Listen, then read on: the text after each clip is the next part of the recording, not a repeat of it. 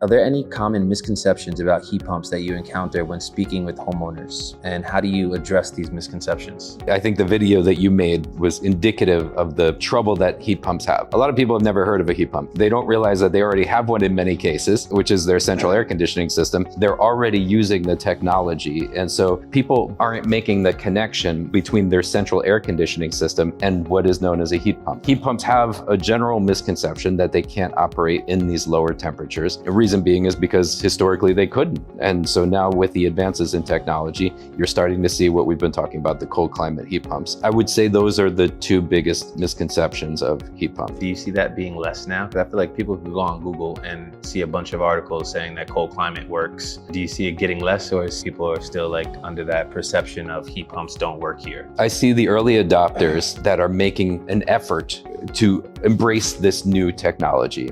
And I think that's where everything starts, right? You get the early adopters, they jump into the fray, they take the risk of installing it, and then they report back on the good or the bad or the ugly of what their results were. I think we're starting to see that early adoption, and I think over the coming years, this will become much more mainstream.